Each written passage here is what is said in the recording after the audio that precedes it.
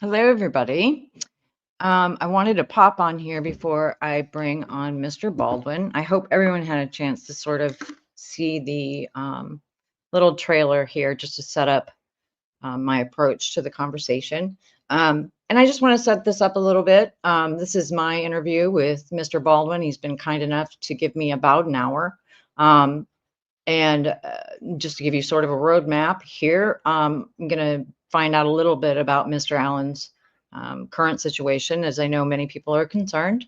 We're going to do a little conversation about some motions of note that are illustrative of what was a very opaque process, and one where that has a lot of similarities to the way the Karen Reed trial took place, but only in the dark of night.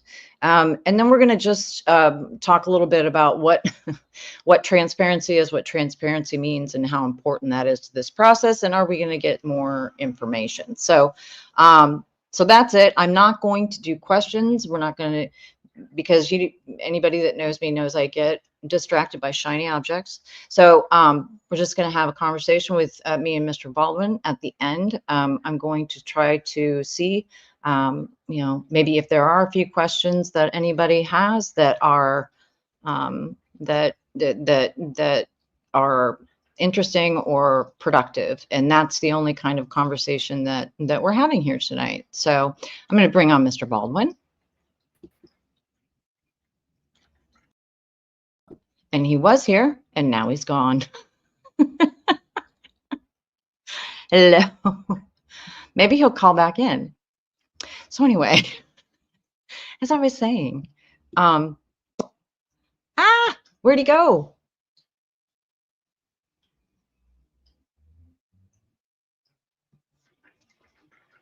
Oh. What? Hey. Did you chicken out? Were you like, oh man, no way, not this lady? Well, a real journalist. I don't call Bob Motta a journalist, so I've been on his show. But with my attitude of the lack of journalism in this case, when you asked if I would go on, I thought, now that the transcripts are out, it's another opportunity, and for the millionth opportunity for people that are actual investigative journalists to dig in there and say, oh, okay, now I see what they're talking about. Right. So. Right. That would have been a nice thing to have at the beginning of the trial. That transparency and that journalism, but that is a whole other kettle of fish. Yeah.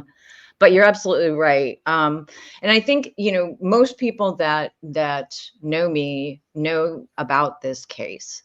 There are people who I've been told that have some interest now that the Karen Reed trial has ended, that now have some interest in what happened here, what happened there with Mr. Allen, because of the way that things rolled out. I think I mentioned this to you the other day that, we have a confession, some planted questionable evidence, and mere presence. Well, am I talking about the Karen Reed trial, or am I talking about the Richard Allen trial?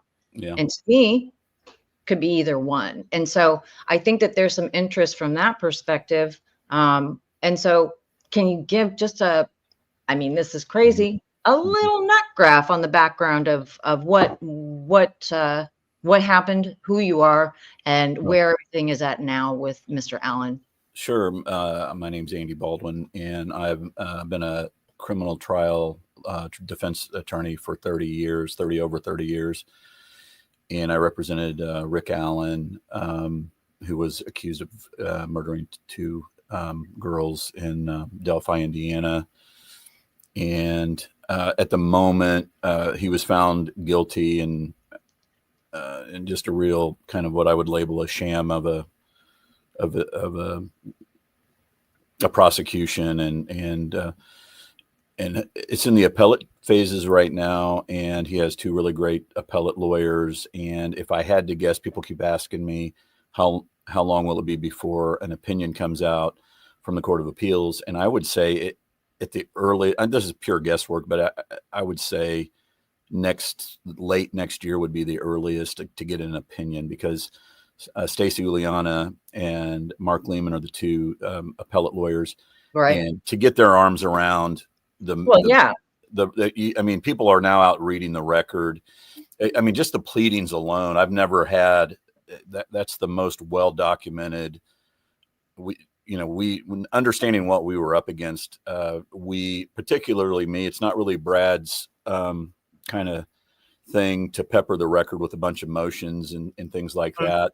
Mm-hmm. And he'd be the first to tell you that, but that's Brad Rosie's my co-counsel on it, and Jennifer Auger as well. Yeah. But throughout, you'll see that there's motions to have the judge kicked, recused or withdrawn, disqualified.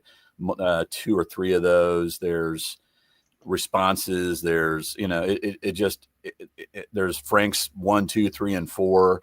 There's requests about discovery that we weren't getting.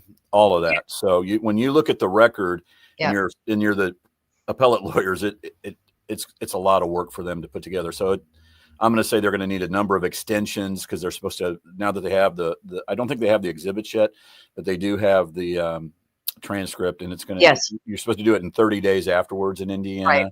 Right. It's going to take, they're going to need an extension. multiple extensions, multiple. Yeah. Well, so let's talk about where, last week we found out that Mr. Allen was moved from Indiana to Oklahoma. And I'm assuming there's some sort of agreement between the states. And you and I actually talked about this a bit the other day.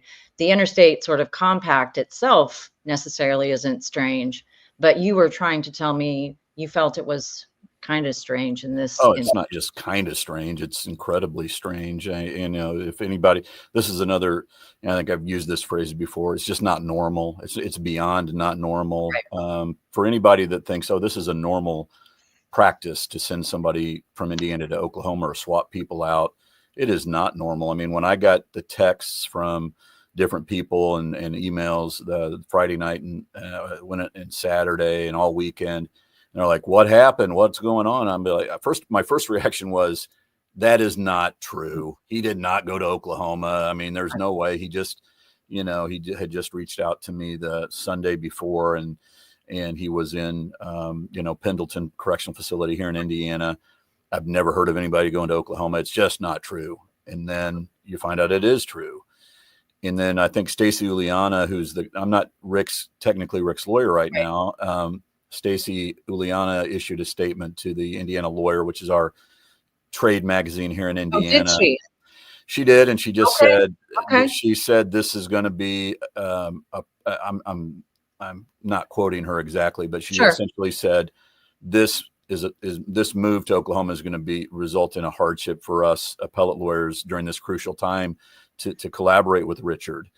And me reading between the lines of that, it's like this was not her doing. Okay. That's what I would read between the lines, is that she and Mark did not, that's not what they wanted to do. So. Right. And so thank you I had no idea, because I think that again, this sort of, I was trying to check some of the local coverage in Indiana from some of your affiliate, like the local outlets there, but I didn't see, and maybe something, it must have been recently she made this statement, but it's good to hear that, because more information is better. I'm glad she made that statement, because how rumors are. And so I'm glad that she made that statement. So, and you mentioned that you had spoken with Mr. Allen that Sunday, and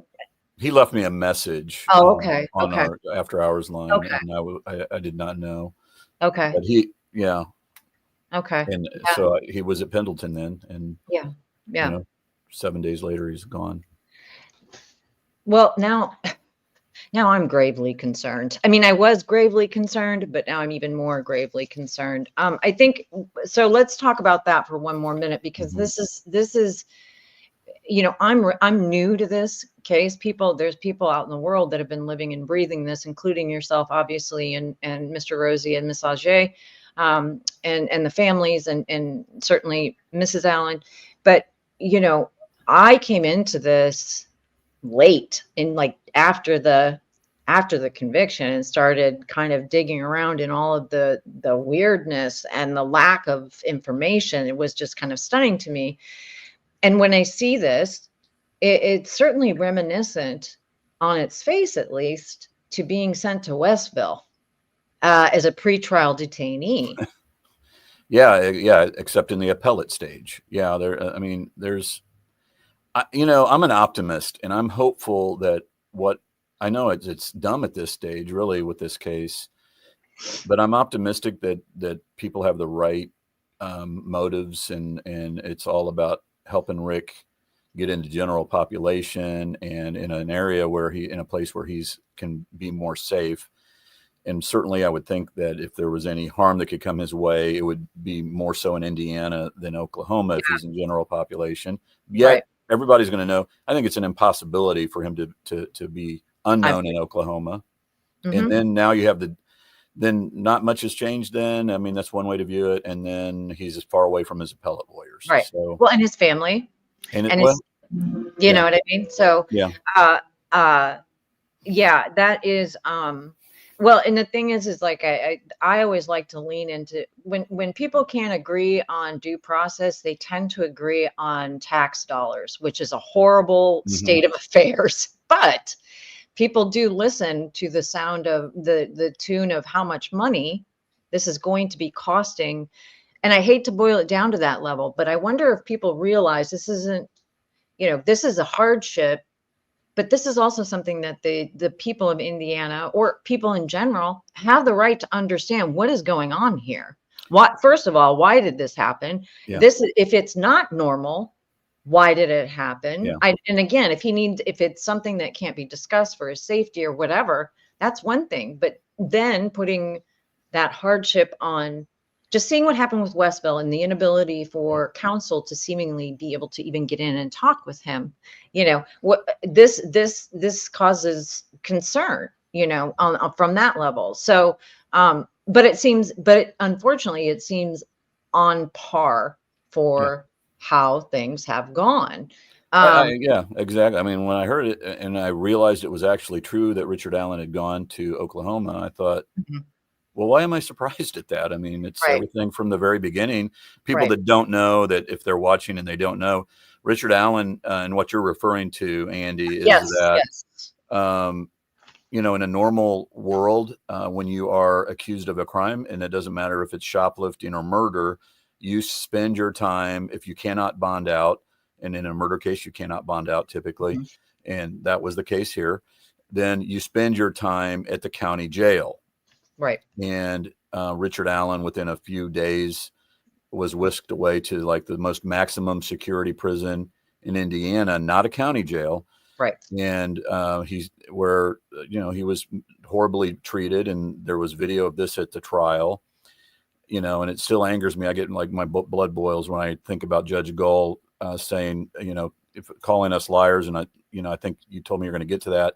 About our allegations that he was being mistreated. Not only did she call us liars, or that she didn't say liars, the word, I try to be accurate here, on October 19th in our in chambers, when she berated us in chambers, she said that we provided false information in our pleadings. And that at some point in time, I don't remember when it was, that actually Richard Allen was being treated better at Westville. She just simply believed the warden John Gallipo, who testified to that on June 15th, 2023. And she just said, oh, well, he's telling the truth. And the prosecution presented all of their witnesses, and we were unable to present the one witness that we had that was willing to come in at one point in time and to say, hey, I'm an inmate at Westville. I'm watching what's going on with Richard Allen, and it's not right. And we subpoenaed him to come in, and then that never happened, which is also bizarre. So right. And so let's look at this from the So you're talking about an inmate, last name is Baston. Now, Mm-hmm. we're not here to talk about character. We're here to talk about Yeah. rule of law, Right. right? And Right. what that means. So, character aside, what you're talking about is when you issued a subpoena Mm-hmm. for Mr. Baston had written a letter to, was it to the judge? I'm not sure. I can't remember, but It written goes to the court. essentially, yeah, to the court, that Mr. Allen was being mistreated and all of these other things, right? So that they were, all the horrible things that you can imagine going on in a prison, being yelled at him in a sustained fashion. And I will maintain until I draw my last breath that it was torture. I mean, I'd ask the Geneva Conventions about that if people Mm-hmm. have a problem with it. Some people say it wasn't. Mm-hmm. No, it was. But anyway, Mr. Baston had brought this out, and you and Mr. Rosie had already seen this with your own eyes to a Yep. degree. Yep. And so, as officers of the court, plus an inmate, these are things that we're not allowed to even bear any weight. Talk to me Yeah. about that Sure. one. Let me see what the date is. Hang on one second. I want to remember what the date. June And 15th, yeah, so this gets into 20. some of the issues with the bias, the judicial Yeah. bias, in my opinion, against not just you, but your client. Yeah. So this was a Yeah. safekeeping. So it really starts in some ways on April I mean, it started when we first met Rick in November of 2022, and then we saw this decline of his mental and physical health, and it really took a bad turn in April. On April the 3rd, 2023 is when we saw Right. Rick, and he was just out of sorts. And here's when I knew something was really off. I mean, not counting I don't want to get into the Odin patches that were on the guards, which is real. Yeah. And it just blew me away. And people that follow Delphi would understand what I mean by that. I'm not even talking about that. Rick, we had gone, we knew something was really, really wrong. And we had gone to the captain of the prison of that area and it's the most secure area, I think, in the state of Indiana in terms of prison. And I said to the captain, and up until that day, we had been treated very, very well by them. And then I went to the captain, Brad and I did both, and we said, hey, can we go see where Rick is staying? All we want to do is just go check out his existence, where he lives. And they're like, no, can't do that. And then we continued to ask that. And it just, something didn't sit well with me in that regard, because if you have nothing to hide, why not bring your attorney over there and say, this is where he stays? And I have a so, question. yeah, Can I interrupt? So put a sure. pin in that for a minute, because I'm trying to wrap my head around how this doesn't violate his right to counsel. If you're being like, I mean, I'm sure that, so go ahead. Sorry. Well, I mean, and people also may not remember or may not know at all if they haven't paid attention, but this is also just one of those, there's so many crazy things about this case. It's hard to put them in some order, Yes. like there might be 1,000 things or 10,000 things that are crazy about this case. This would be one of them. And I don't even like it at this point. And then you get numb to it. Like you don't even, oh yeah, I forgot that happened. Right. So here's another thing that happened. Yes. There was a period of time in the summer of in the fall, I believe it bled into the fall of 2023, where these guards from Westville were following Richard around with like an old school camcorder, and they would follow him all the way to meeting with us. And then they started putting us in this room with a glass partition behind us. And then they had Rick facing them so that they could, you could see his lips. Right. And so we're trying to have a conversation with them. And we said, well, can we turn his back to the camera? And they said no. And so they're videotaping our attorney-client consultation. They are videotaping it. Right. And we had no choice. I mean, we had no choice but to talk to Rick under those circumstances. And folks, that is not normal. That is very bizarre. Nothing is, and this is what's so frustrating about this case too. Nothing ever gets done about any of this stuff. Here, I'm saying that, and I've said this to the commissioner. Has somebody checked that out? I mean, Gallipo, the warden, he's no longer there. You know, Right. he's gone. He went and under, kind of mysterious circumstances, I think. And, can somebody do something about that? That's not normal behavior. I mean, we're trying to have, it's violation of my client's Sixth Amendment right to a meaningful consultation with his lawyers. Yeah, And so absolutely. that, so now add that to the mix. So go back. So go, because the thing is, I think you've touched on something that drives me bananas too. Nobody's done anything about it. So, part of this is trying to find solutions or trying to help people understand what can and cannot be done, even as citizens, right? Even as tax-paying citizens, whether you're in Indiana or wherever you are. When we talk, going back to this June 15th hearing that we were talking about with the Baston thing, and when we're talking about what looks on its face, at least, to be the potential for some inaccuracies and mistaken memories by Judge Gull, frankly, in her interactions. Why don't you talk about that? Because I want to know what the recourse may be there. Well, are you asking? Okay, so so let's start with what happened on the 15th with Baston. Yes. So on the 14th, well, we had subpoenaed Robert Baston. Yes. Baston. He was in prison at Westville, and of course, and as we say, Baston had said that he had witnessed the abuse that Richard was that they were giving him, different people, the inmates, the verbal assaults from inmates and guards and all that kind of thing, and also other stuff. And so, we subpoenaed Baston to come to that hearing on June 15th. The purpose of the June 15th hearing was we were trying to get Rick Allen out of Westville. He should never have been there to begin with. That's going to be an appellate issue, I think, big time. And so we're trying to get him out of there. And Brad Rosie, he lives in Cass County, and that's Logansport, Indiana. And he has an office, literally, because I basically hold myself up in his office during the trial a lot. He's about 30 seconds from his front door. It's a 30-second walk to the jail in Cass County. And Brad received from the Cass County jail and the sheriff permission to house Richard Allen there. And so we were going in thinking, well, this is a no-brainer. You know, Rick Allen is going to be 30 seconds from his attorney, and Brad can walk over there anytime that he wants. Rick's going to be in a better place because he was going to be in this pod area with, a few other people. And Rick is a human being that needs to have human contact. At this point, let's make sure everybody understands, legally innocent. And presumed innocent. I believe he is 100% factually innocent too. But beyond that, this is pre-trial. Right. And you never have anybody. It's bizarre to have. It's not like I don't know, a handful of people are in a Department of Corrections facility while their case is pending, and that's usually from like protection purposes, like they're a snitch or something like that. Right.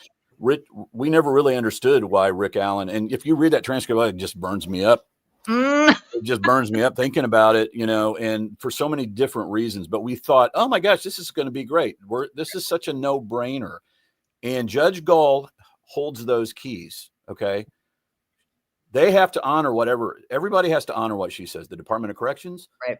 The Sheriff's Department, us, the prosecution. And if Judge Gull says, here's what a normal judge does, here's what a good judge does, they say, I'm interested in this, solving this problem by putting Richard Allen in the Cass County local jail. What's the benefit of that? And they really are a fact finder. Then they're like, okay, and how's that going to work? And I just want to make sure, because ultimately I'm a judge that's in charge. And if you want to put it in some way, she's in charge of this human being named Richard Allen. And she could have been curious and learned all these things, but it was just not, she was just mean and nasty. And so that gets us to Baston. So we're trying to show that Richard Allen is not being well treated. And you could, by the way, just look at him and see that he's lost a ton of weight. Right. And I think it was at that 15th hearing that you started hearing that he had some mental health breakdowns. Nick blurted out that he had confessed, and that just kind of happened. And, you know, if I had done something like that in some similar capacity, Judge Gull would have just blown up. But so that's when the world, I think it was on that day, first heard that Richard Allen had made some statements against his interest. But what nobody knew at that time was Richard was, you know, in a really bad way mentally from his, you know, being tortured in there. And that's a word that I use because I agree with you, the Geneva Convention and all that. But we have now, we're like, okay, we're going to bring in Baston. And again, like you said, Andy, you know, the guy's in there for like child molesting or something. And it's terrible. And credibility is always at issue. So bring him in and let the judge make a decision whether he's credible or not, you know. And we talked to him and he sounds very credible when you talk to him. And so we subpoena him. And this is not unusual. People in prison get subpoenaed to come in. Some of them have been found guilty. They go to prison, but they were a witness on a case and another person's case. And so they get brought in and they don't want to come in because they don't want to testify and have a trial with their friend. And so they fight and they don't want to come in. And you know what good judges do? They say, extract him and bring him here. Right. You know, he has no choice. There's a legal subpoena that has been given to him and he needs to show up. And if he doesn't want to show up one way or the other, you got to get him here. Right. And that's what I've seen it happen. I've had it happen in my cases. And what you don't do, and then if the prosecution for some reason doesn't think that that's appropriate under the circumstances, then the proper method in the normal situation, you as a prosecutor, you ask for a motion to quash. You file a motion to quash the subpoena. Then you come in and argue it. Judge, here's why. And then you problem solve. Can we do it from Zoom? And nowadays, do we have to bring them in? Defense, do you want them in? But instead of all of that, so apparently what we were told on the 14th, the day before June 15th, the day of the hearing, we hear from Judge Gull. I can't remember the form of it, whether it was a phone call or an email. It was one of those kind of things. And it's just like, he's not, Baston is not coming, and he's being uncooperative. And, you know, we're prepping for this hearing, and looking back on it, you know, of course I have a lot of like, you know, personal Monday morning quarterbacking issues. And this is one of them where I should have stood up and said, no. I want the details on how this happened, Judge. I want to know what happened. I want to know why he isn't coming in. And if he's not coming in, we're not having the hearing. I mean, that's, you know, he's a witness for us. Right. But we didn't do that. We just, because part of it is we're busy and we get there and we're kind of confused. Right. And part of it is also, frankly, we don't want to get yelled at by the judge and stuff like that. Now that I regret not pushing back all the time, because that's how you deal with bullies. But you but you also had an opportunity to maybe get him to Cass County. Right. Oh, Rick. Yes, absolutely. I mean, this changes. It really could have changed everything related to Rick Allen, because if he would have gotten to Cass County, he's just going to have more of a normal experience like a person accused of any crime would have. Right. Plus, he's so close to Brad Rosie, it just solves a problem. But instead, what happened is we show up, our witness doesn't show up, and then the prosecution brings up I believe they brought up the captain. I can't think of his name. They brought up Gallipo, the warden. Yep. And they all testified about, you know, this is a little bit of an over exaggeration, but how awesome Westville is and how great he's being treated and all that kind of stuff. And, you know, that he's being treated better than he would because, you know, and it's just insane. And Brad, I believe at that hearing made the right apples. You need to be comparing apples and apples and oranges, and they're comparing apples and oranges. He might be being better treated, although I don't believe it, but compared to those in Westville, the SHU in Westville, the most secure facility and Richard was being, you know, he was in solitary confinement, you know, for 13 months. And at that point, it had been 7 months. In the Geneva Convention, I think it says 2 weeks is the most you do. That's during wartime too. Yeah, and so this guy's in there, a guy who's been married for 30 years is taken away from his wife. And, you know, and now 7 months later, we're asking for him to go back, and that doesn't happen. And so Judge Gull listens to their witnesses and just believes that Gallipo, who said, oh, he's being treated better. And then she chastised us for that. And okay, do you mind if I just kind of freestyle on this? Because this has really been sticking in. You're not freestyling? Go ahead. Well, I mean, I want to, I can. Okay. So after that hearing, the judge issues an order basically saying that we didn't prove our case.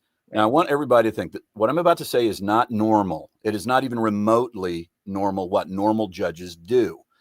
When it starts with Baston not being there, normal judges would just not allow that to happen without having, a conversation about it.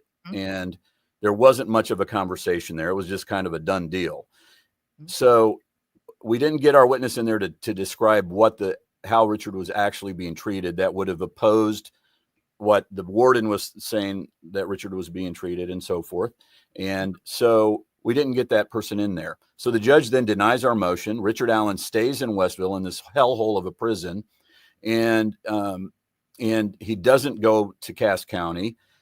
And then on October the 19th, Brad and I, and for those who know about the Delphi case, the judge basically ambushed us in chambers, and in that ambush where she basically said, I'm going to go out.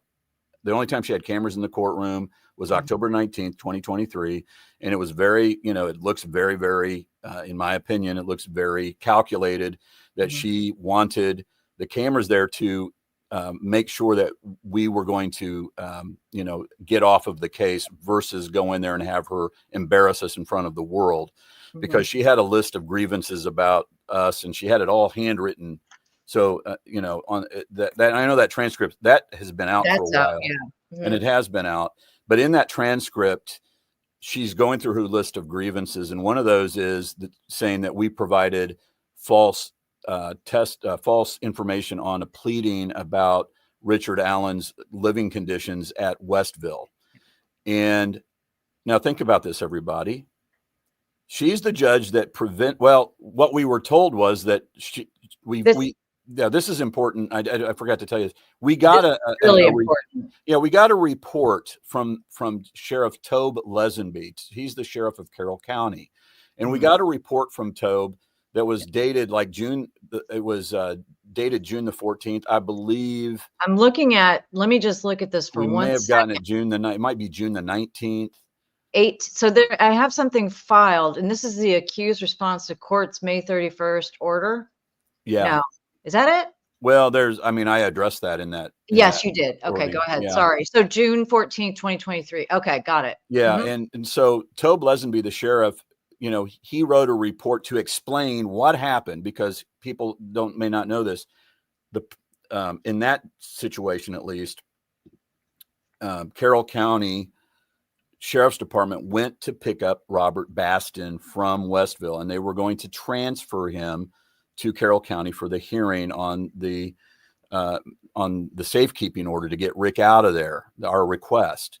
And so when they showed up there, according to this report, Baston was not wanting to come for whatever reason. Now, we have to believe the police. At this stage, I don't believe it. I take everything with a grain of salt. I'd like to think that these people are telling accurate information. I have no idea whether they are. Part of me wants to say I'll take them at their word, but that's been proven wrong in the past in certain situations. So, but anyway, the report says that when Baston was refusing to get out, we called Judge Gull. I think Lezenby says we called Sheriff Lezenby. Sheriff Lezenby called Judge Gull, and Judge Gull, according to Lezenby, said, if he doesn't want to come, you can leave him there. Okay. There's a number of things wrong with what I just told you. Number one, Sheriff Lezenby was a witness in this case. Yeah. And he's having an ex parte communication with the judge. Yeah. Now, it might be a bit of a gray area. I try to be generous when I can. Mm-hmm. But what makes it more black and white, in my opinion, is when the sheriff calls the judge and the judge listens to the sheriff and talks to the sheriff or Mm-hmm. anybody from law enforcement. I think it was Lezenby here. Mm-hmm. She should immediately, get on a three-way call. I mean, there's problem-solving skills that a judge needs to have, and good judges have them. And they call and say, hey, this is a big deal. There's a big hearing going on tomorrow. I don't want your witness to not be there. Let's get Lezenby on. What do we do? What do we do here, Tobe? Or Sheriff Lezenby? What can we do to get him out? What are our options? Well, one of the options is extraction. You go in there with 3 or 4 DOC employees, and you grab them and you handcuff them and you put him in a car and you drag him if you have to. I don't like those things, but that's what happens. But we didn't know, weren't given any of those options. So that's what Sheriff Lezenby said, that Judge Gull, he pointed the finger at Judge Gull. Judge Gull's the one that gave the code red on that and said that we don't have to take Robert Baston to this important hearing. Right. Okay. So there's that. So we get that report from, and I'm like, okay. Let me read exactly what it says, because I have it pulled up. Go ahead. So this is going to have one swear word in it. So we need somebody to cup their ears. This is the one swear word. On June 14th, 2023. And for all those following along, let's see, this is filed in 6/18/2024. Accused response to this court's May 31st order, blah, blah, blah. Okay. So this, somebody will have it.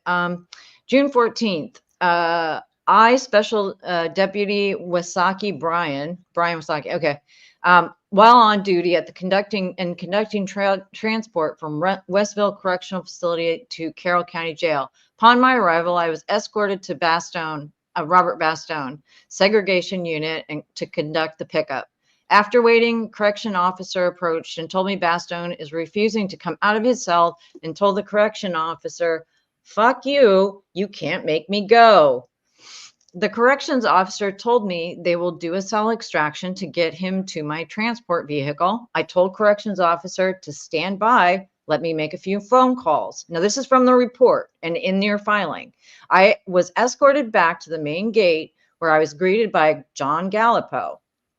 Warden Gallipo. I called Carroll County Jail Commander. I don't know what her name is. And I explained the situation. She then made a phone call to the Chief Deputy Tobe Lezenby, who contacted Judge Francis Gull's office to inform them of the situation. Judge Gull's office advised to leave Baston there if he didn't want to attend the court hearing that is scheduled for 6/15/2023. There, okay. Thank you for reading that word for word. Yeah, I forgot. Lezenby was not the sheriff. He signed it, though. He signed, but he signed off on the report. Yes. Yeah. He had been the sheriff at the time of Rick's arrest, and then and as often happens in government, he switched back to being the chief deputy or whatever. So there's a lot wrong with that report in and of itself. And just a judge. This is Tobe Lezenby's report. He's just basically saying the judge said this. Now, what should have happened in a normal world is the judge would have called and said, "Hey guys, we got a problem here, and I want some input." That's what's fair. That's what's right. That's what problem-solving judges do. That care about solving problems and constitutional rights, and making sure that there's a fair process going on. That's what judges that know what they're doing do. But according to that report, Judge Gull just listened to the ex parte conversation with Tobe Lezenby, who testified at the trial, by the way. And, nor did Nick McClelland, the prosecutor, call us up and say, hey, he's a minister of justice, by the way, and he's supposed to be looking for fairness. He has a different set of priorities than even we do as defense lawyers. His first priority is to make sure that everything is done, fairly, constitutionally, and we defense lawyers are too. But he's the one pressing these charges. They have a higher, but I think that's another thing too to put a pin in. And then I want to come back to Judge Gull's potential misremembering, because I want to make a fine point of that. But prosecutors are held to a higher standard. Yes. Yeah, there's a specific ethics rule about that. Yeah. So and I think people forget about the burden here. And I get real cheesed off about the burden shifting going on. And Yeah. you see it all the time. Yeah. The burden is on the state. The state is the judge, well, the prosecutor, the law enforcement, anybody that comes in contact, who they're the state. It's on them. It is not on defense. Like, that's just a fact. Yep. So I think people are maybe finally starting to recognize some of that, like, oh, wait a minute, the defendant doesn't have to prove he's innocent. No, never. But I wanted to make sure everybody understood that. Yeah. Higher burden, higher responsibility on Nick McClelland, which scares me to even say those words. Yeah. Well, what good prosecutors do, normal prosecutors in normal situations, the ones that I deal with for 30 years all over the state of Indiana and get along great with all over the state of Indiana, is they would have called and said, well, now to be fair, maybe Nick didn't know it. Maybe Judge Gull didn't call Nick, but it's hard for me to believe that he wouldn't know, because Tobe Lezenby, right. They work in very close quarters, not in the same building necessarily, but they're all very closely tied together. It's hard for me to believe Nick didn't know that, but I don't want to, I don't know whether he knew or not. But had he known, then what he should have done is called, and this is what other prosecutors all over the state would have done. They would have called and said, hey, Andy, what about this? What do you want to do? The judges said he's leaving behind. Do you want to still have the hearing? How do we deal with this? But the way it was handled was not what's normal, and that didn't happen. So there's that. So Lezenby puts out his report and says, he points the finger at Judge Gull. Mm-hmm. Well, then we in one of our motions to have Judge Gull recused or disqualified for for a variety. I put it together. There's multiple reasons. That was the second motion to disqualify. Mm-hmm. One of the things that I raise is Judge Gull told, pursuant to the Tobe Lezenby report you just read, Andy. Yep.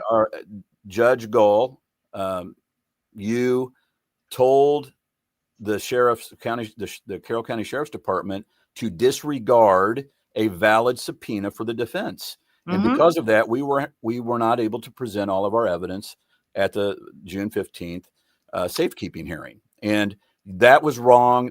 You should not have done that. That favors the prosecution. Right. And then you issued rulings. And then I don't think I said it in that motion, but now I'm like, and then just to add insult to injury, then you said that we filed false information. And by the way, then because we weren't able to prove our allegations that he was being mistreated, according to Judge Gull, because she didn't allow our witness there.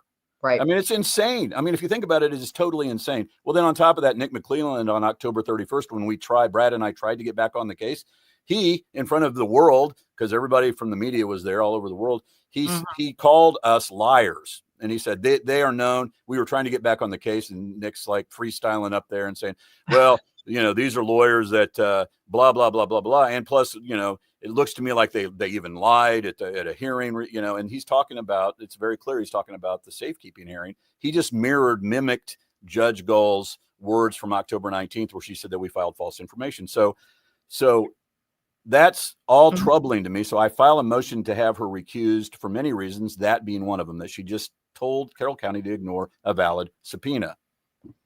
Well, then Judge Gull, in her response, this is where it gets crazy, even crazier. Judge Gull, in her response, says, well, do you have it up? Yeah. Well, I mean, what I have here is page 5 of that same report that says Judge Gull is now a witness in this matter as Tobe Lezenby's credibility. Well, I mean, I'm looking at, but I'm saying that it makes for, I don't have that particular. Okay. Well, the missing piece of the puzzle that makes that make sense is Judge Gull, in her order, and it's in that order. I don't know which paragraph it is in, but it's in her May 30th order. It's on the very first page, actually. I'm certain of that. She discusses, Judge Gull never, almost all of her rulings were denied without hearing, denied without hearing. Yep. There's never any, like normal judges, what they do is they give you some semblance of a reason. They put case law in there, and they put an argument together as to why they're denying whatever it is she was denying. Judgy stuff. Judge stuff. Yeah. And she never stuff. would do that. I mean, it was I can't actually honestly say that I remember one time that she did it, but because of that, I had asked in the motion to have her recused. I was trying to force her to do some work and actually let us know. So I said, I asked her to give us what are called findings of facts and conclusions of law so that she can explain herself. And she kind of did, kind of didn't in some of it, but that one, the complaint about her telling Carroll County to disregard the valid defense subpoena for Robert Baston. Yeah. She does respond to that in her May 30th order, May 31st order. Mm-hmm. And in it, she says, I didn't tell them that. I didn't tell Tobe Lezenby that was all on them. They made that choice. I didn't tell them to do that. Okay. Mm-hmm. Well, now somebody's lying. It's possible that, if you want to give the benefit of the doubt to somebody, then somebody's misremembering. But here's what Judge Gull did not do. Here's what she did not do.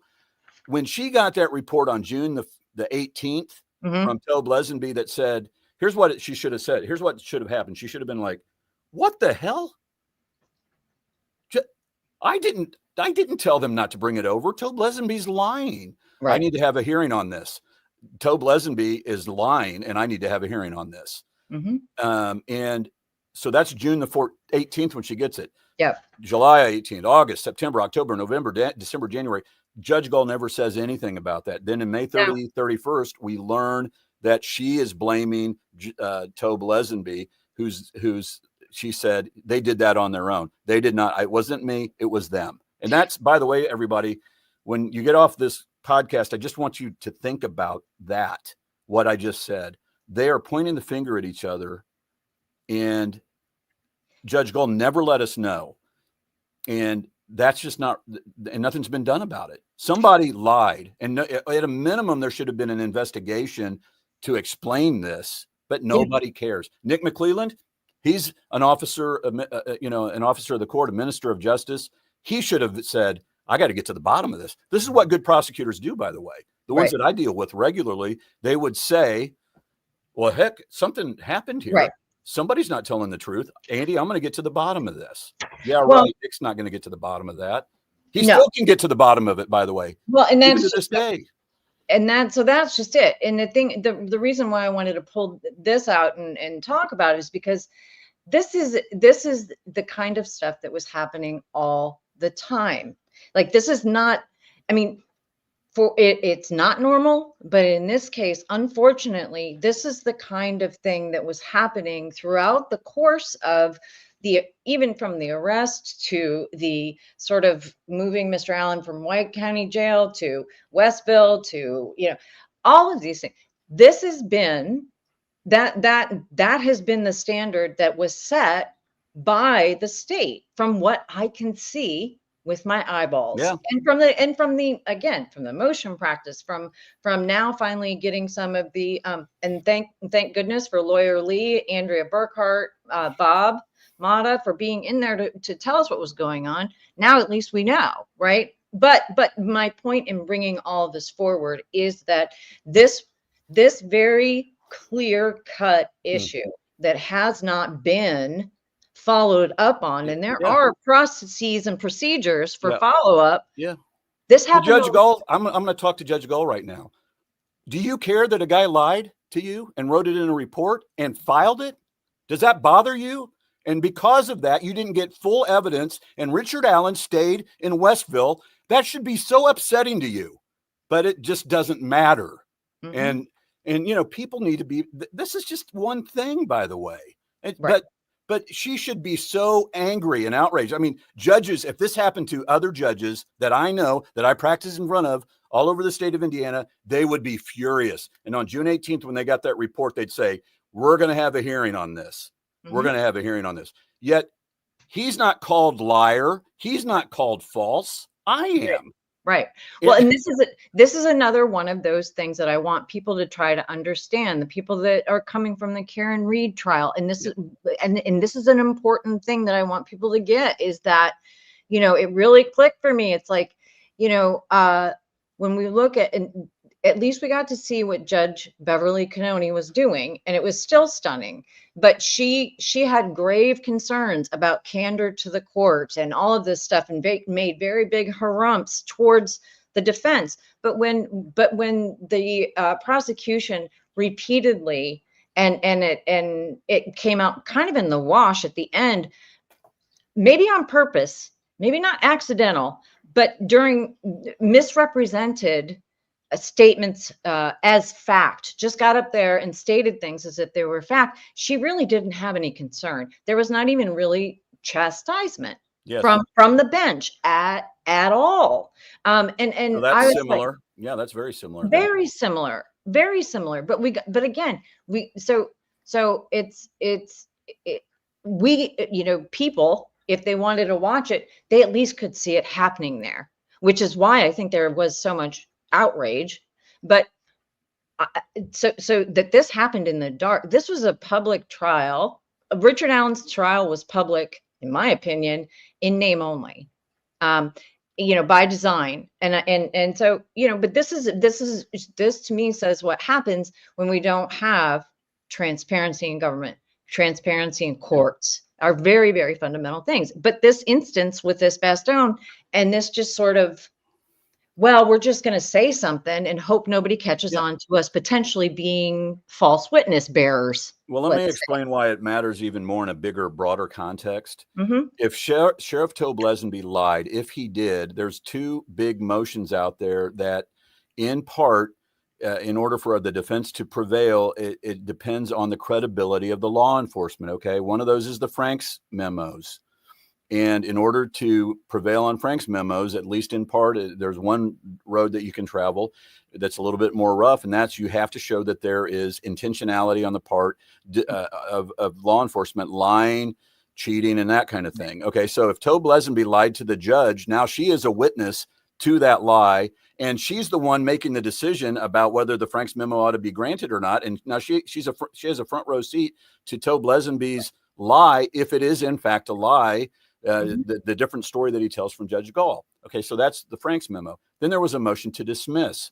You know, there's a bunch of evidence that just all of a sudden ends up missing that we learn about, you know, over a year later that we've been looking for. Yeah, we've been looking for this evidence for over a year, and then we kind of learn about it in a late filing on January 30th, 2024.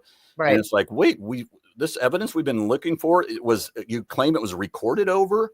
Well, in order to prevail on what's called useful information that's missing, you have to prove that there's shenanigans going on, that there's intentionality going on with police.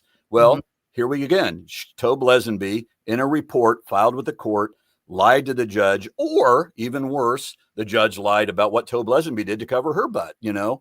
And there can, I suppose, be some, I try to be generous here, but Judge Gull would never give me that generosity, by the way. I mean, if there were two different stories and my story was one story and somebody else's was a different story, she wouldn't try to investigate whether there's some way that both stories can be true or there is an explanation. Right. You know, I suppose, like you said earlier, Andy, maybe Judge Gull misremembered, you know, that and said, oh, well, maybe I did talk. I mean, what, you know, that's a very specific report that Tobe Lezenby, I called this person, that person talked to the judge. It's very specific stuff. It's like, it'd be hard to believe that Tobe Lezenby just created a report out of whole cloth that is untrue, right? And so then your other option is the judge lied.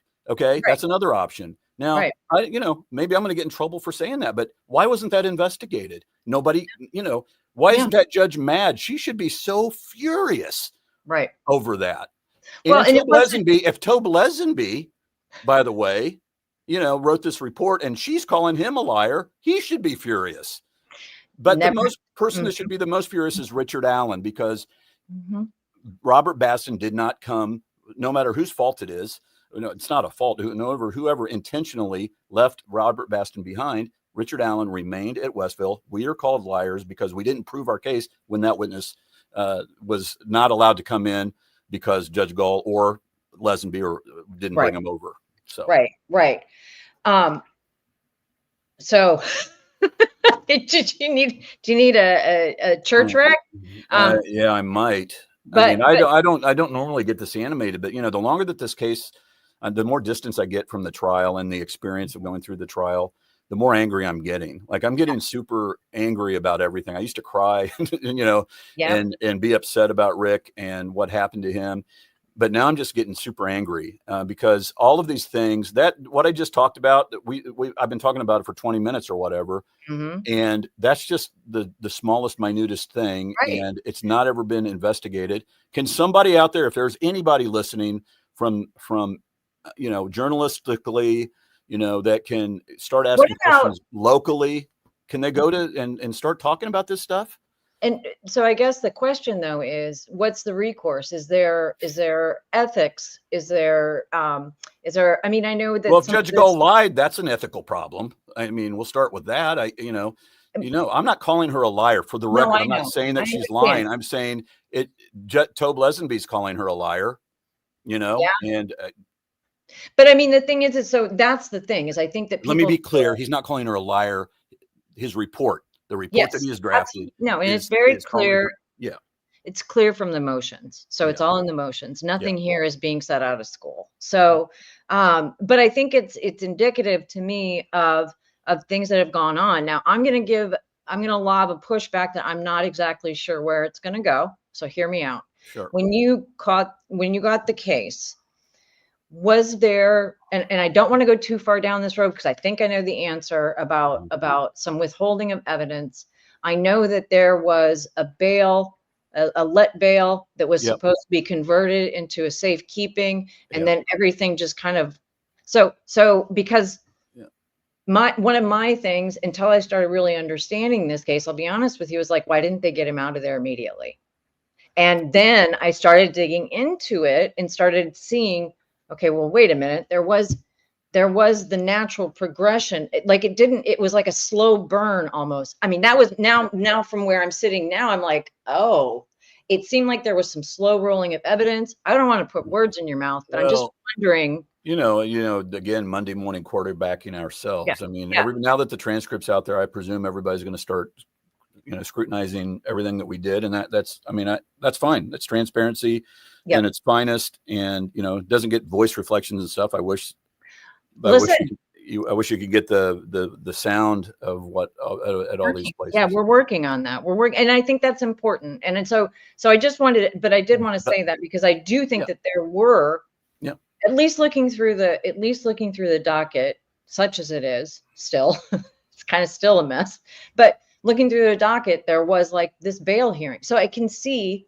in a normal world where you trust the process. Yes. And then the process gets kicked down the road. So that was my read. That's probably pretty accurate way that it went down. But in reality, if I could do it all over again, there's 100% chance I would have done a let bail hearing. We know how it would have worked out. I mean, but so maybe it would have been a waste of time, but at least you're gathering evidence and getting people on the record. And that's one of the reasons I like to do a let bail on a murder trial, on a murder case. Right. But we should have been more aggressive. We should have been early on. Part of it is we just were never used to having somebody, neither Brad or I, in combined 50 plus years of doing this, had ever had a client go to the Department of Corrections while the case was pending. So, and so if we could do it over, I think we would have fought it. I mean, Brad started fighting it actually pretty early. And he was making arrangements. Brad did it. He was way more on top of it than I was. I was more into part of my role was taking all these hard drives and breaking them down and trying to figure stuff out. And so that's another part of it is, you're inundated with 1,000 million things, but really if you go back and try to prioritize like we should have, Rick Allen and his physical safety and mental safety should have been at the top of the list, really.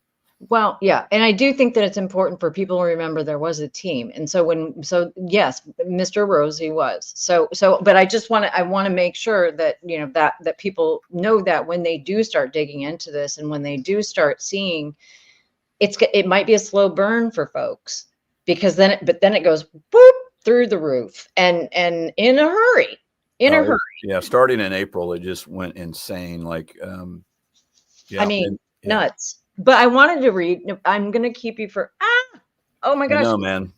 What? I know. It's Dang like, it. All right. well, go one more segment, and that's fine, and we'll. No, well, I mean, I'm just trying to do, dang it. All right. Well, I mean, the thing that I was going to, let me look and see. Oh, let's do this. I mean, well, maybe we'll have to do another chat sometime if you I think that mean, this was okay with you. I mean, it seems good. I mean, I've been able to get a little bit of my anger out. I appreciate you asking questions. One of the things that you could, I mean, you had told me right before we got on, that you were reviewing the May, was it May 14th? Oh, Was it yeah, May it's a good one. 17th? Yeah. That's not really there's not been a deep enough dive So into the can we whole just talk, fiasco. let me chat through this really quickly here. So this is the 7th.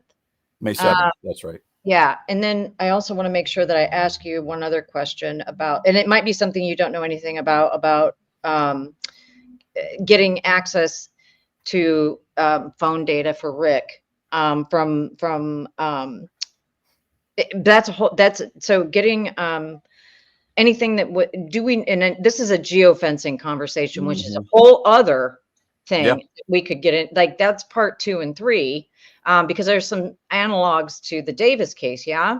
Or is it Oh, Davis? yeah. Yeah. Allison Davis was Yeah. a murder. For people that don't know, Hmm. I mean, I'm just a glutton for punishment, like big time. And we had another murder case in front of Judge Gull, and in May, it was supposed to be in March, and then it got continued under.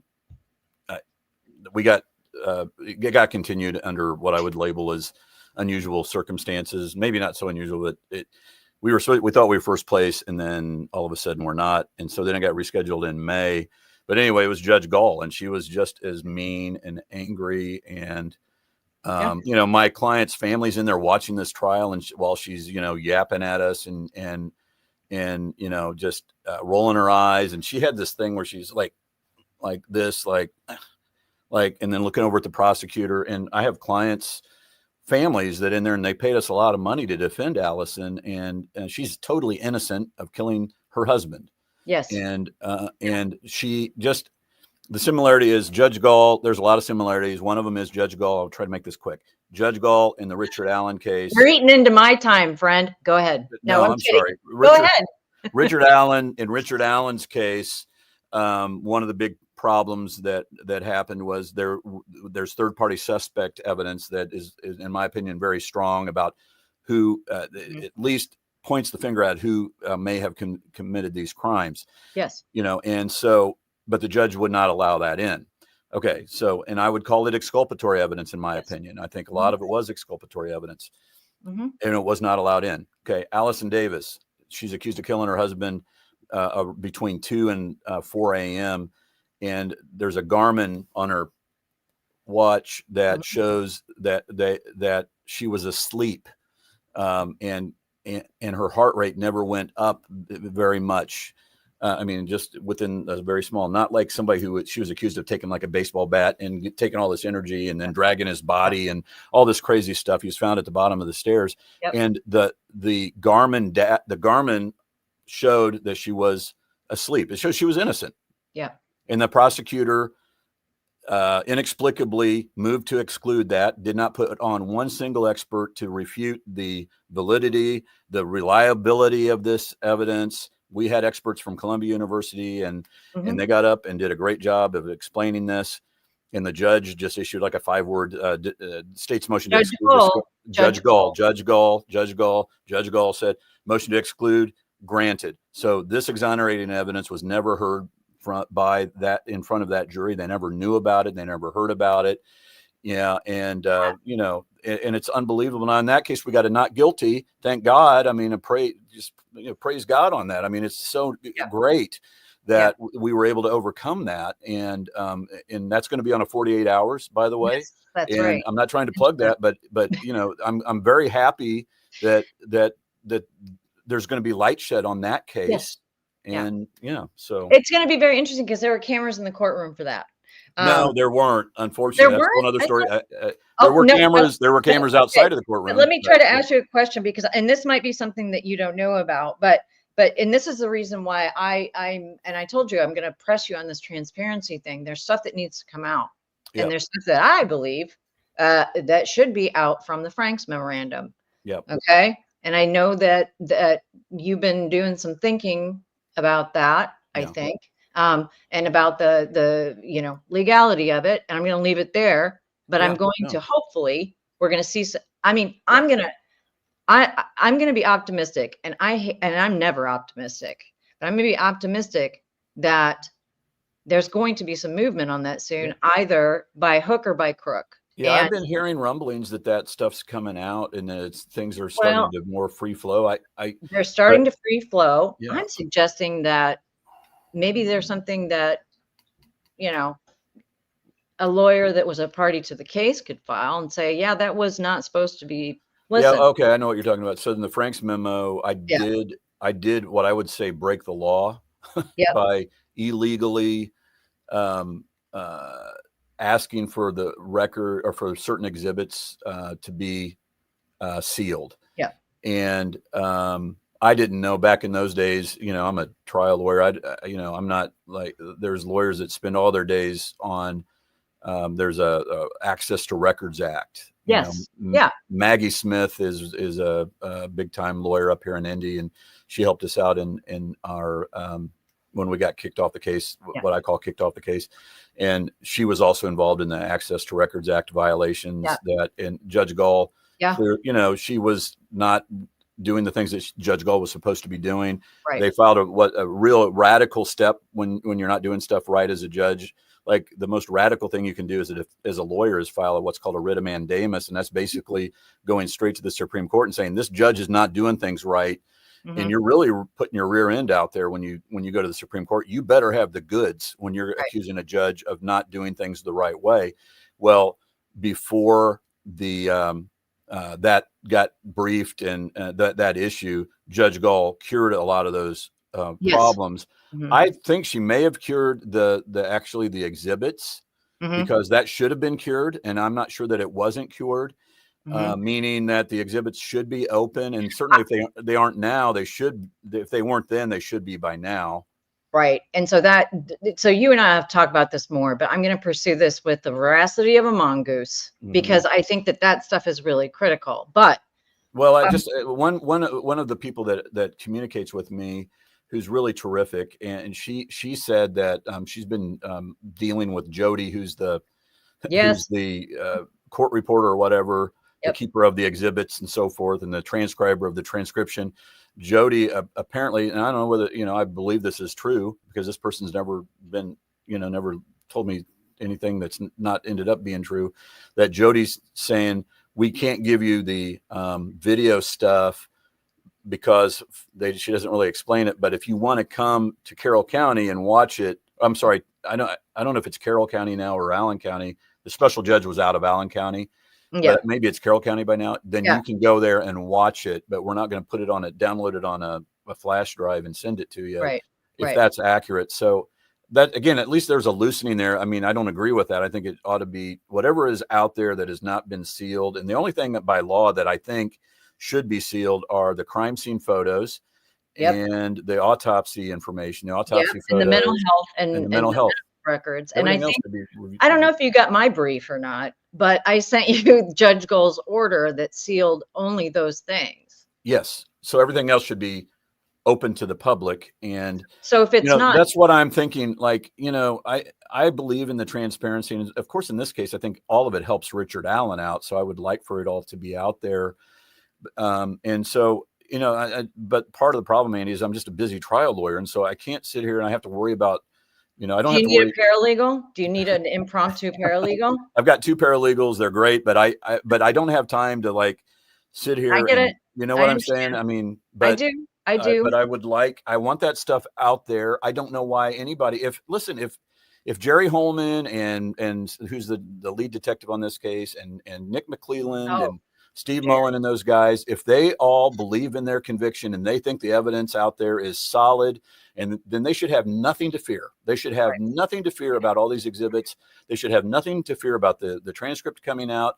They should be very happy and proud that this conviction is so strong, that all of this other stuff is a bunch of, hooey but that's not what's going to happen. That's not what's going to happen. When people start seeing these exhibits of the third party suspect stuff, they're going to be shocked at what they see. I think they already are. And I think that having that Odin report come out was really illuminating to some folks who didn't realize the effort, the extent, and the expense, and again, the dollars put into that investigation. That was the state's. It wasn't carved out of whole cloth by some ninnies over at the defense bar. It was detectives, etc. Three detectives, 3 law enforcement officers. Yep. They looked into this, they gathered evidence, and it looks to them like, Richard Allen didn't do this and a group of other people did. And these are people that investigated it, and they were totally given the Heisman and for no reasons that we still don't understand to this day. And it looks like things were trying to be hidden from us. Evidence that, they tried it looks to me, and Nick McClelland has no explanation as to why he did not tell the truth on a September 6th email. I'm going to get, I have to feel like I have to talk about this every time. Nobody seems to care about the fact that Jerry Holman on August the 10th, Thursday, 2023, told us that that certain third-party suspects and their belief systems were they were discounted or disregarded, or not disregarded. They were investigated. They were looked into. And a Purdue professor told us that, that's not true.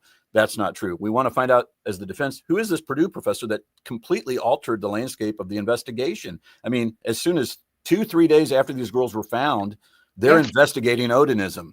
The law enforcement is investigating Odinism. Okay. We have the FBI reports and email exchanges that show that in particular people were being investigated. Okay. 3 days, 2-3 days after the girls were found. Prior to any arrest. So that's the thing too. It's in 2017. Yes. We're talking about 2017. This goes way, way back. This is not, and they're investigating this, and they say, what they say is that early on, the law enforcement say, and Jerry Holman on August the 10th. This is, by the way, a lieutenant in the Indiana State Police. Okay, he on August 10th said, a Purdue professor told that knows about Germanic studies said that this is not cult related, it's not Odin related. That has nothing to do with that. Okay, well, who's the Purdue professor then, Jerry? Nick McClelland, prosecutor. Who is this guy? We don't know. Could you imagine how ludicrous that is? That they don't know who this main guy is that took them off the scent of this Odinism, which was being investigated 2 to 3 days after these girls were murdered. Then a day passes, and there's like, surely they're going to tell us now. A week passes. We're emailing Nick McClelland, like, where is the Purdue professor? We want to investigate this and find out if Jerry Holman's telling us the truth. And then what Nick McClelland then on September the 6th says in an email to us, we don't know who the Purdue professor is. Now a month has passed almost. We don't know who the Purdue professor is, and we may never be able to figure out who that Purdue professor is. Just imagine how insane that is, everybody. I mean, all they had to do was look in their files, or talk to somebody. Well, what they didn't know at that time is I was preparing the Franks memo, and Nick McClelland could never, ever have known that I would include that email in the Franks memo and call him out publicly on September 18th when the Franks memo was filed, 12 days later, saying they're claiming that they don't know who the Purdue professor is. Well, on the 19th of September, lo and behold, after the Franks memo was out there and everybody knew that the Purdue professor was missing, they found him. What do you think of that? I mean, it's just crazy. And then the Purdue professors, Jerry Holman goes interviews him. It's such a hilarious. I hope that people get to listen to that audio, because Jerry Holman says he's basically, in my opinion, it looks like he's trying to get, hey, Professor Turco is his name. You were saying back in the day that this wasn't Odinism, right? I mean, that's what was going on. He's like, no, that's not this definitely could have been that. Right. And then you get the report from back in 2017, and the report says in the very first paragraph, it's quite plausible that this could be that the sticks that were found on the girls. For people that don't know, there was what I say are signatures from the cult, a Norse paganist cult left behind, and that's what was being investigated. It's not a crazy thought. That's exactly what they were looking into, and so. What this Purdue professor actually said when we finally got the report in October of 2023, 11 months almost after we got on the case. We should have had this day one.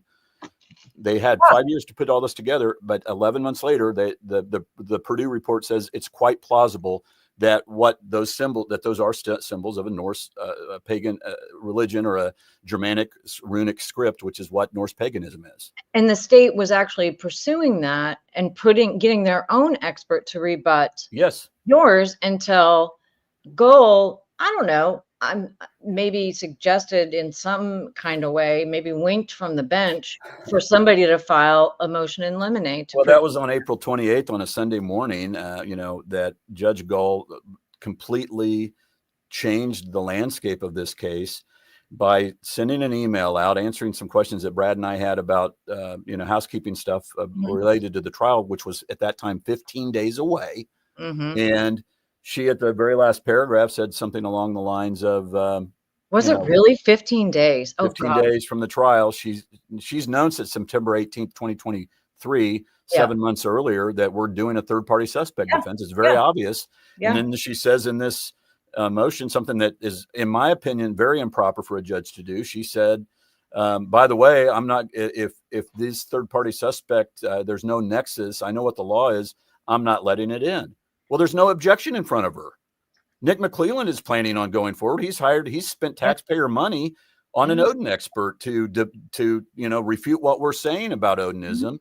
And, why would he spend money on that unless he's planning on moving forward? And so Nick, within 12 hours of that wink, wink, hint, hint, get a motion in limine on file, he filed one. And then, of course, then she ended up not letting any of that stuff in. And that stuff, by the way, is not normal. It's bizarre. And to me, Judge Gull, she did not let the Garmin. Here's what I will. This may be easier for people to understand this.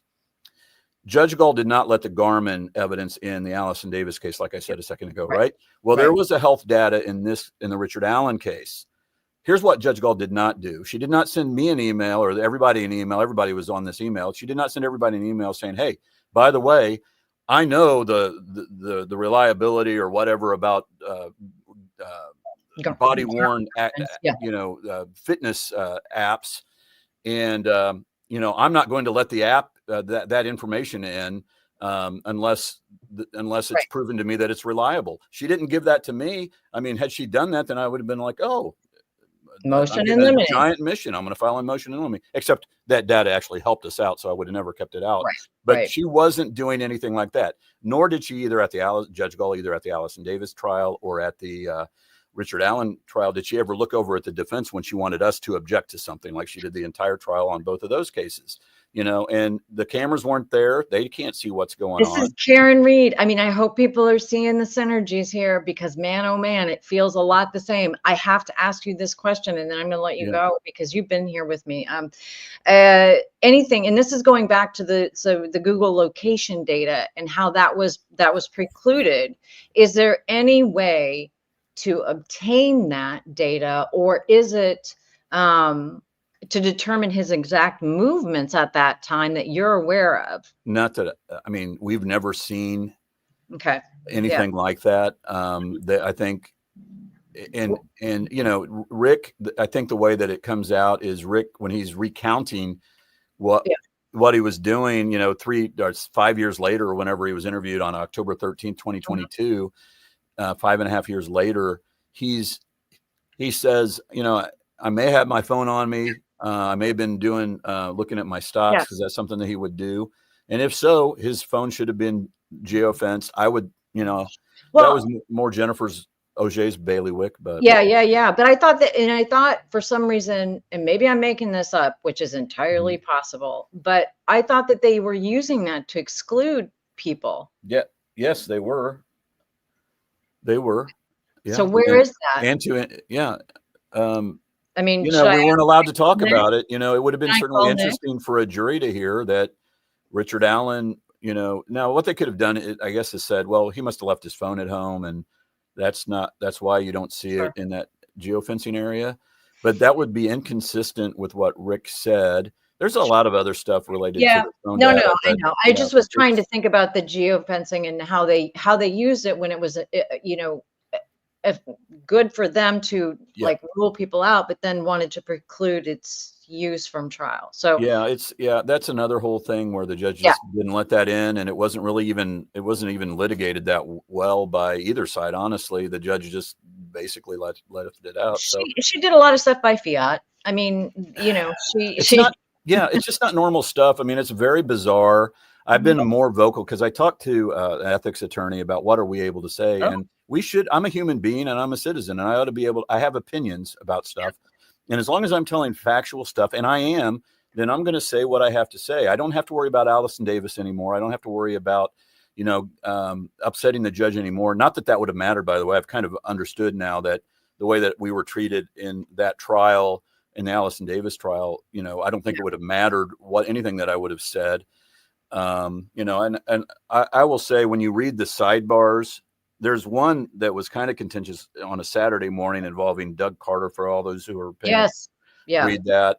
It's bizarre. It seemed to me like I didn't even understand. A lot of times I didn't really even understand judges' logic or reason for excluding or not allowing me. I've never had a judge micromanage. Like, here's what you're allowed to talk about. That's my memory of that sidebar. You can talk about this and you can talk about this. It's like, well, no, I'm the attorney. You know, I ask the question and then they object and then you rule on the objection. And by the way, they'll know that you want an objection because you're going to look right at them. So, you know, it all works together. But, you know, and that was bizarre. But on the sidebars, I wish I would have done this early on. The first time I saw an eye roll, the first time I saw the weird, like, what are you doing? The first time I saw her looking over at the prosecutor, looking for an objection, I wish I would have gone into the sidebar because we were behind a screen and there was white noise. And I wish I would have said this to her. Enough. That's over. If I see you do that again, then I'm going to do what you've done to us or tried to do to us on October 19th to embarrass us. I'm going to not intentionally embarrass you, but I'm not going to have a sidebar. I'm going to call you out because there's media. There was a whole, the media was all over the place. I'm going to say right in front of the media, objection, judge, you're rolling your eyes again. Objection, judge, and it's going to end right now. Stop it. And because that's how you deal with somebody that operates that way. And I wish I would have done that.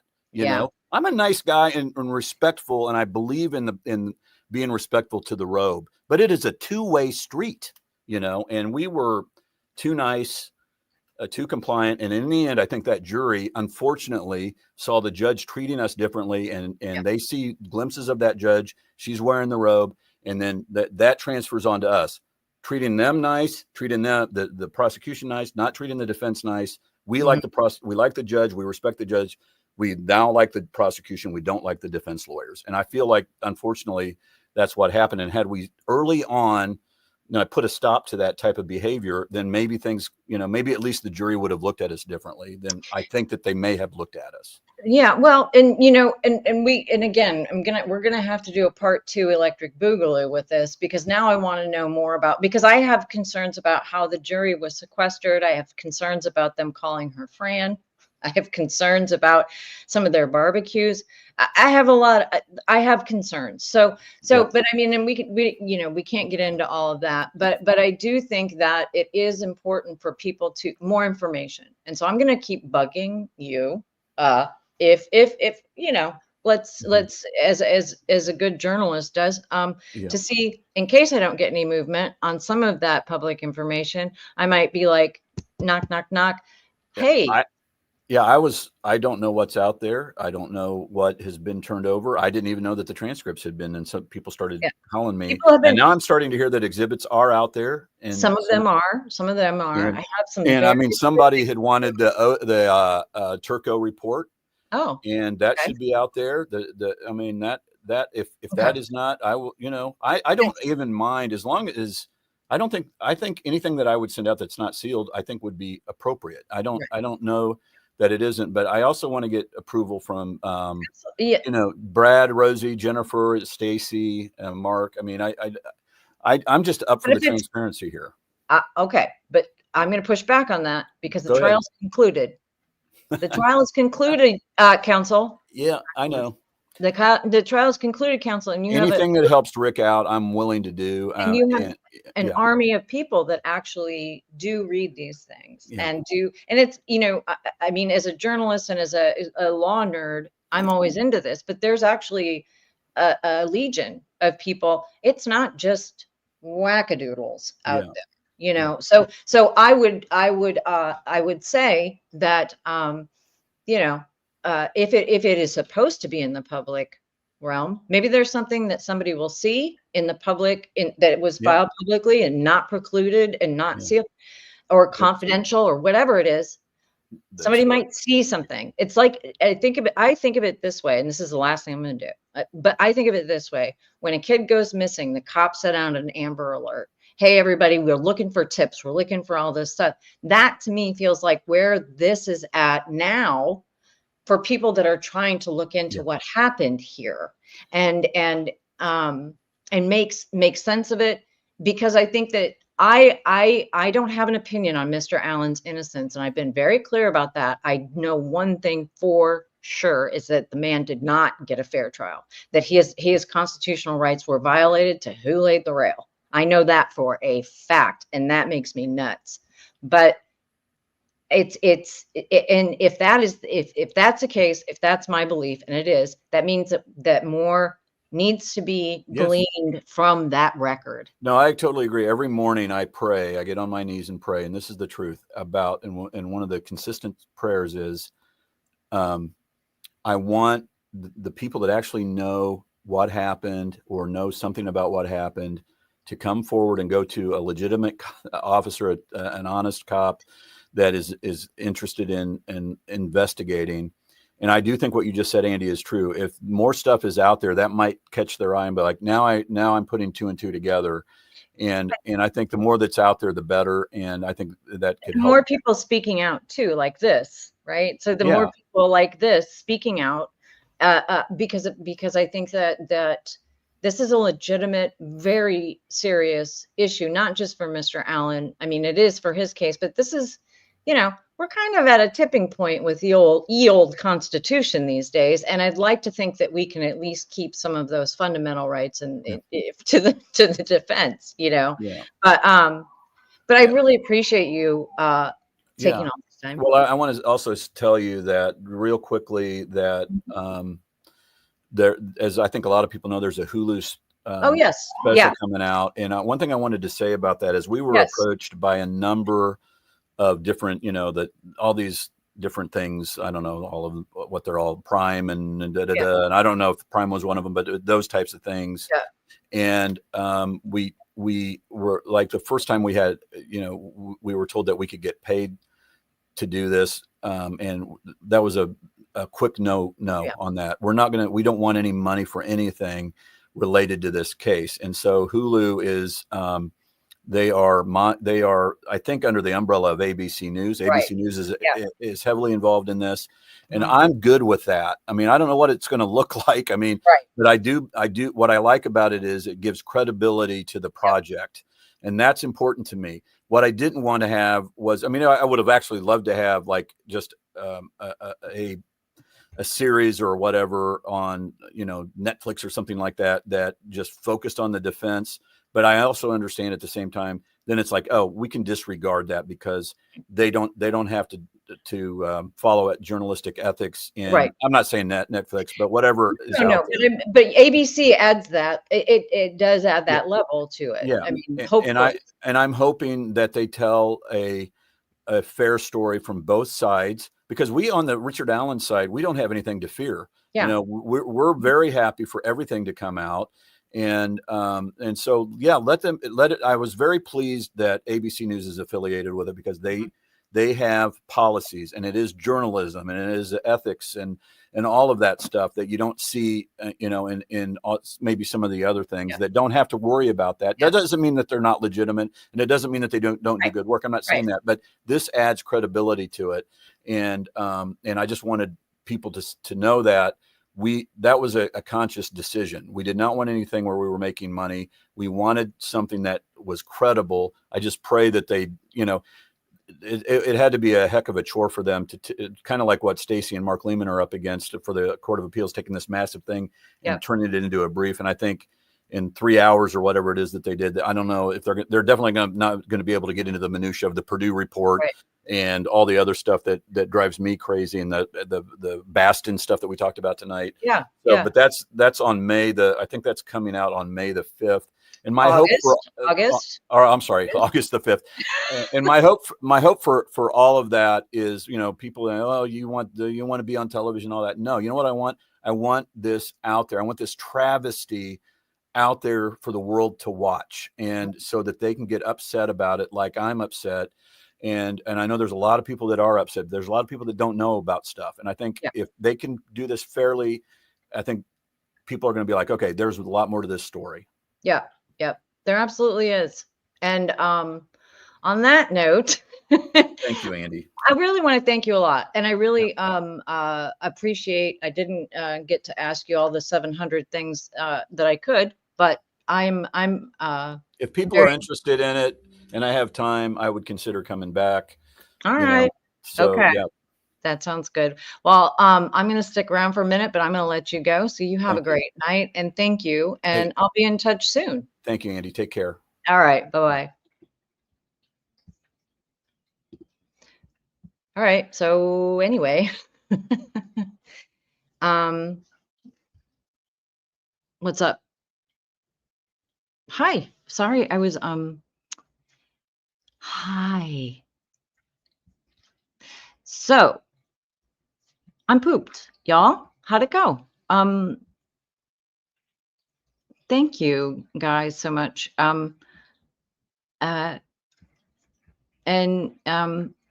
you for all your nice words that I'm just not gonna, I have not been able to, I had the chat all, because again, I can't pay attention, but hopefully that little, hopefully we can bring some people along to see, because I and some people may not like to hear that I don't have an opinion about innocence or guilt. What I do have a very strong opinion about is the lack of due process. And I'm sick of it, due process being used like it's a bad word, and like being part of a due process gang is a bad thing. No, I'm sorry.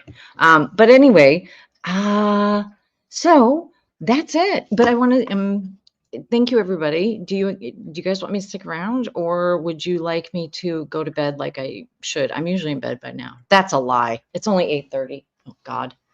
Well, I hope that people are able to see. I don't know if the trailer came up or whatever that says trying to draw the analog to what happened with the Karen Reed trial and what happened here.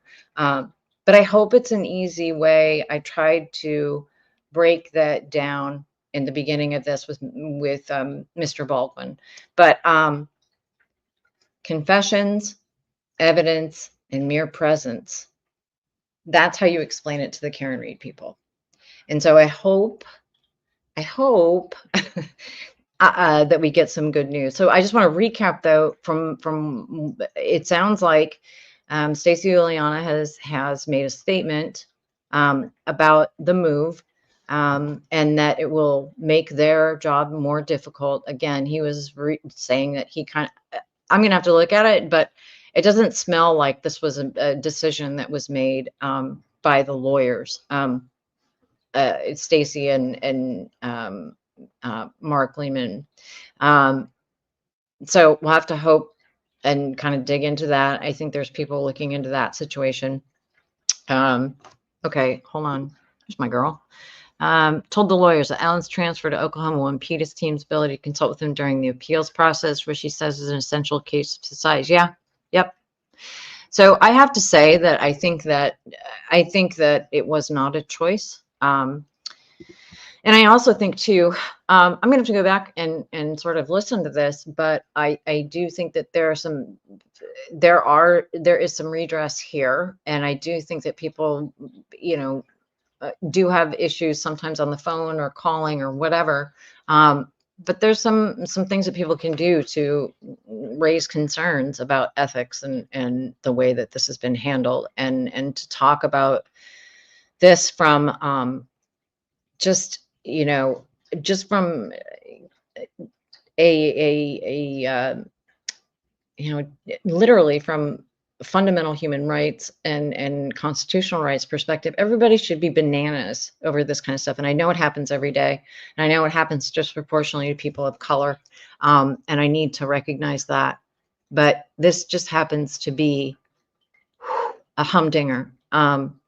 So I just thank you so much. And I'm gonna go, if that's okay. So yeah. Oh my goodness. So thank you to all the super chats and everything. I really appreciate it. I do. And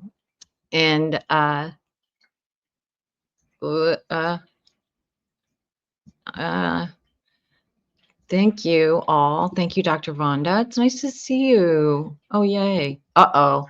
Aw. It's your dad.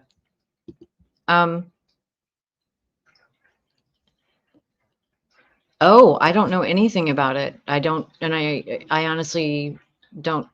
Oh, Andy. God, see, there's two Andys. I'm sorry. Thank you for your. Mr. Baldwin, are you aware there was an attempt to frame your client 2 years before his arrest? Sorry, we didn't get to that. I can try to pass some of these along. Nick, went on Larry Foreman show and talked about Rick for an hour straight, barely scratched the surface. I'm going to cover this case until the powers call me home. Until the powers. Is that Valhalla?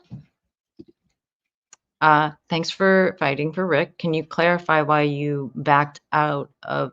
Oh, sorry, I missed that one too. I think he answered that, but I don't. Not here, but I think with Bob. Oh, thank you. Appreciate you, Mr. Baldwin. Okay, well, all right. All